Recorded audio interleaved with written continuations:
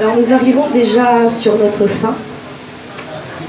Nous restons un petit peu à peu près à la même époque, c'est-à-dire 1960-1970, où l'on voit apparaître cette fois-ci le Niké Larpa, non pas à une, non pas à deux, non pas à trois, mais à 4 rangées, comme mon instrument qui actuellement est à 4 rangées.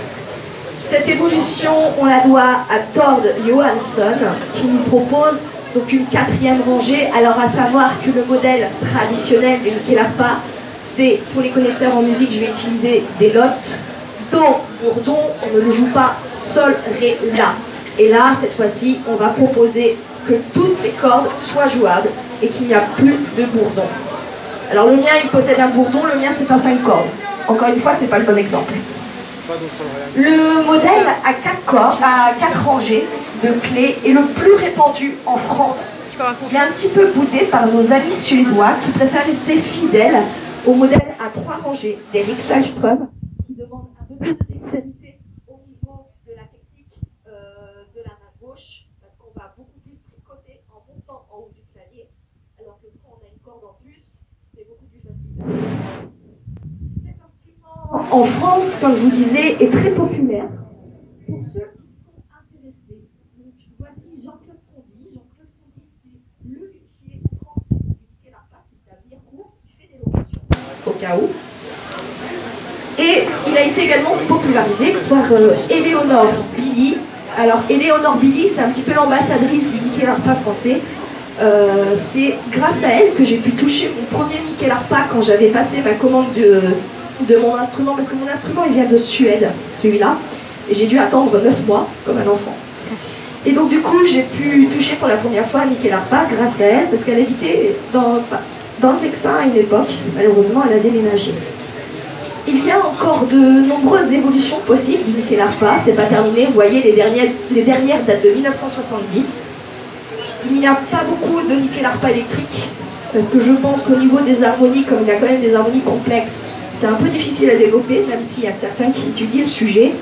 Après, il y a également des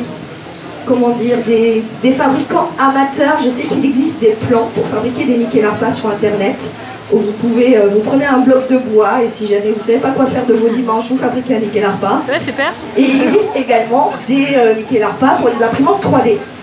Voilà. Donc c'est vraiment ouvert à tout, si jamais ça vous intéresse. Alors, nous allons terminer ici notre petite conférence avec un dernier morceau. Comme je vous disais, Niké Larpa ne finit pas d'évoluer, ainsi que son répertoire. Et d'ailleurs, le prochain morceau que je vais vous jouer est un morceau très récent, qui a quelques années, qui s'appelle Vatten, qui a été écrit par Torbjörn Nasbom. Voilà. Donc en même temps, je fais ma petite pub. Si vous voulez apprendre plus sur le Niké Larpa, j'ai toute une vidéo de 40 minutes complètes qui parle vraiment de beaucoup plus de détails sur son évolution sur ma chaîne qui s'appelle Instrumentarium de l'Insolite. Et si jamais vous avez des ados, j'ai sorti un livre chez les éditions Florus à la Grande Imagerie pour présenter les instruments de musique. Le Niké Larpa est dans le livre. Voilà, donc je finis par ce petit morceau.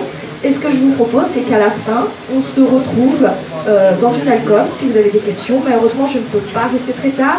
Demain matin, c'est mon dernier jour de travail. Il faut quand même que je sois prête. Voilà.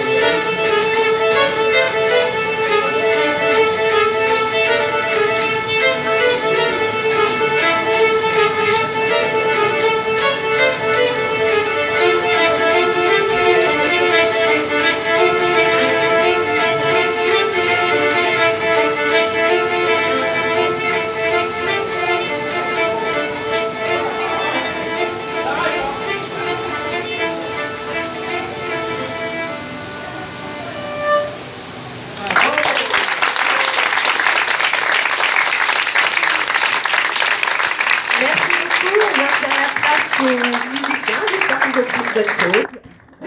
Et puis peut-être à tout à l'heure dans une alcôve, je vous propose un alcôve qui est au fond du couloir.